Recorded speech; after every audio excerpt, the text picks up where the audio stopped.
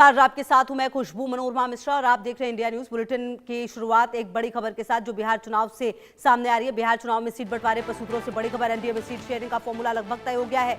आपको बता दें बीजेपी 100 से 110 सीटों पर लड़ सकती है, जेडीयू को 90 से 100 सीटें मिल सकती हैं। जो सूत्रों के हवाले से अहम जानकारी, एलजेपीआर को 25 सीटें दी जा सकती हैं, वहीं हमको 12 सीट मिल सकती है और उपेंद्र कुशवाहा को 6 सीट मिल सकती है। तो ये लगभग तय हो चुका है एनडीए में सीट शेयरिंग का फॉर्मूला।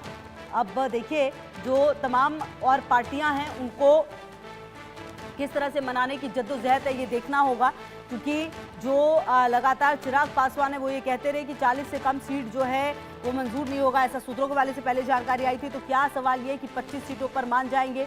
बड़ा सवाल ये भी कि जो जीतन राम मांझी लगातार कह रहे कि 15 सीटों से कम पर नहीं मानेंगे, क्या वो 12 सीटों पर मानेंगे?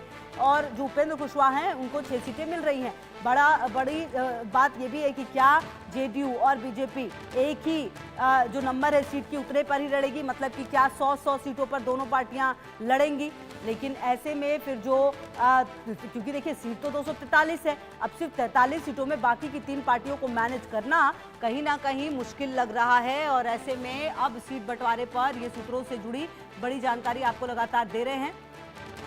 जहां एलजेपी को 25 सीटें दी जा सकती है, हमको 12 सीटें मिल सकती हैं। सूत्रों के हवाले से ये जानकारी आ रही है सामने। बहरहाल देखना होगा कि किस तरीके से ये जो बंटवारा है वो हो पाता है। वहीं बिहार चुनाव पर जीतन राम मांझी का बड़ा बयान सामने आ गया है। 15 सीटों से कम पर चुनाव नहीं लड़ेंगे, हमारी कोई नाराजगी नहीं है। जब तक नरेंद्र मोदी प्रधानमंत्री हैं एनडीए में ही रहेंगे, चिराग पासवान से भी कोई नाराजगी नहीं है। तो ये बड़ा बयान मांझी का, कह रहे हैं कि 15 सीटें से कम मिली तो चुनाव नहीं लड़ेंगे। सुनिए जरा क्या कुछ कहा है इन्होंने। मुझे जीतन राम जी हैं जिनकी तरफ से कहा जीतन राम मांझी जी, आप ये बताइए कि आप तो हमेशा एनडीए में रहे हैं, कोई नाराजगी तो नहीं एनडीए? कोई नाराजगी नहीं भैया, कोई नाराजगी नहीं।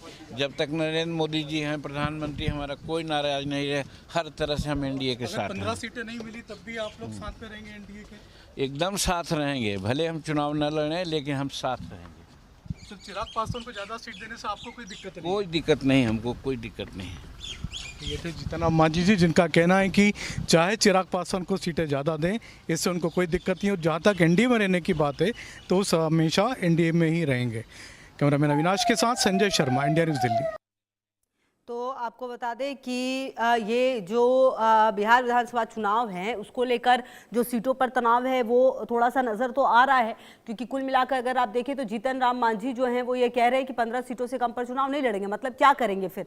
क्या, लेकिन दूसरी तरफ ये भी कह रहे हैं कि हमारी कोई नाराज़गी नहीं है, हम एनडीए के साथ ही रहेंगे। तो ऐसे में अब ये बड़ा सवाल है जीतन राम मांझी से लेकर, और साथ ही साथ आप देखिए चिराग पासवान भी उनको भी कहीं ना कहीं साथ लेकर चलना ये देखना होगा। और संजय शर्मा हमारे साथ सीनियर एडिटर जुड़ गए हैं बातचीत करने के लिए। संजय जी देखिए, जिस तरह से ये सीट शेयरिंग पर ऐसा लगा था कि महागठबंधन में जब सीटों को बांटा जाएगा तो रार होगी, लेकिन ऐसी ही रार अब यहां पर भी नजर आ रही है। कुल मिलाकर चिराग पासवान को मनाना और जीतन राम मांझी दोनों को मनाना थोड़ा मुश्किल होता हुआ नजर आ रहा है क्या?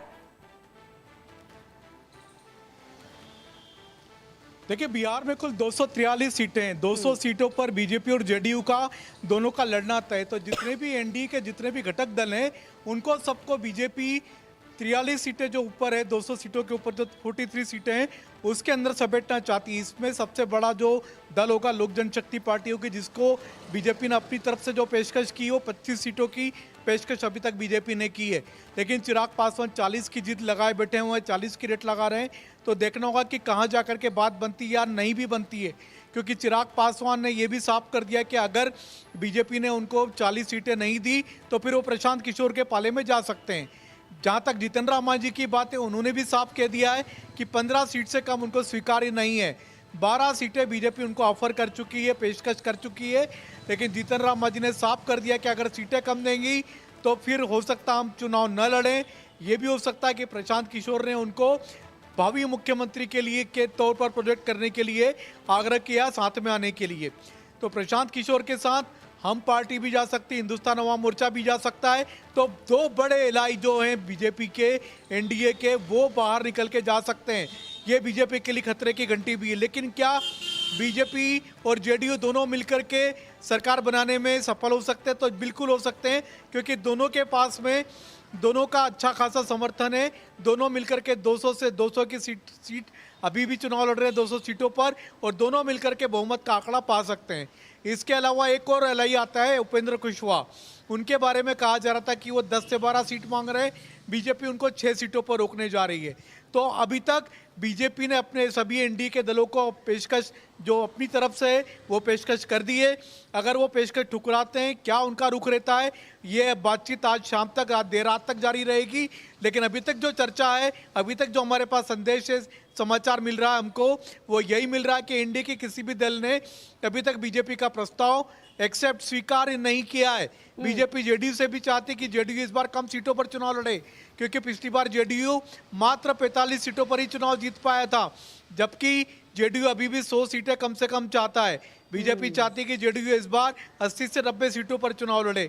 90 से 100 के बीच में जेडीयू को बीजेपी इस बार जो रोकना चाहती है। लेकिन देखना होगा कि अंतिम आंकड़ा क्या होता है, अंतिम आंकड़ा क्या तय होता है, और फिर क्या जीतन राम मांझी एनडीए के भीतर होते हैं, चिराग पासवान एनडीए के साथ रहते हैं, या फिर दोनों नेता एनडीए से बाहर निकल के जाते हैं।